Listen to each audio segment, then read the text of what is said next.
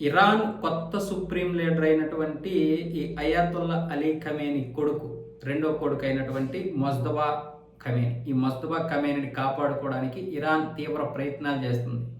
అందుకోసం ఇప్పుడు ఐఆర్జీసీని పక్కన పడేసి నోపో దళాన్ని అయితే రంగంలోకి దింపింది. ఐఆర్జీసీ కంటే కూడా ఒక మంచిగా చూస్తే ఒక 5-6 రెట్లు ఒక ప్రత్యేకమైనటువంటి శిక్షణ పొందినటువంటి దళం ఈ నోపో దళం.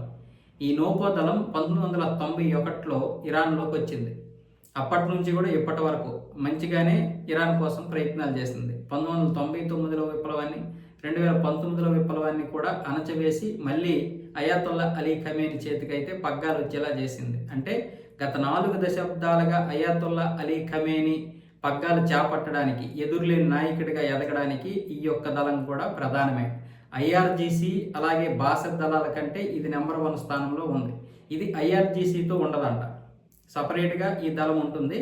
ఇరాన్ పోలీసు వ్యవస్థలో ప్రధానమైనటువంటి వ్యవస్థ ఇదే అని కూడా చెప్తున్నారు. సో ఇప్పుడు ఐఆర్జీసీని పక్కన పడేసి ఇప్పుడు ఈ యొక్క దళాన్ని ముందుకు తీసుకొచ్చారు.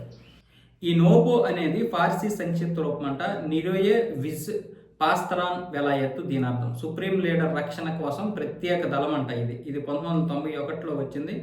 అలాగే ఇది ఇస్లామిక్ రెవల్యూషనరీ గార్డ్స్ కార్ప్ అంటే 1979లో ఇస్లామిక్ రిపబ్లిక్ రక్షణ కోసం ఏర్పాటు చేసిన సైనిక దళం అంటది. అందులో లేకుండా ఇది సపరేట్గా ఉంది. నోపోలో మొత్తం 6 బ్రిగేడ్లు ఉన్నాయి. వాటిలో 4 టెహరాన్లో, 1 దుషాద్లో, 1 ఇస్ఫహాన్లో ఉన్నాయని అయితే చెప్పడం జరిగింది. ఈ విషయాన్ని అమెరికానే స్పష్టం చేసింది. ఇప్పుడు ఐఆర్జీసీ కాకుండా ఇప్పుడు నోపో దళాన్ని సుప్రీం కోసం రంగంలోకి దింపింది ఇరాన్ ప్రభుత్వం అని అమెరికాకి చెందినటువంటి పత్రికలతో పాటు అమెరికా వైట్ హౌస్ కూడా అధికారికంగా ప్రకటించడం జరిగింది. దీన్ని కాదని కానీ అవునని కానీ ఇరాన్ అయితే ఎక్కడ కూడా ప్రకటన చేయలేదు, ధృవీకరించలేదు.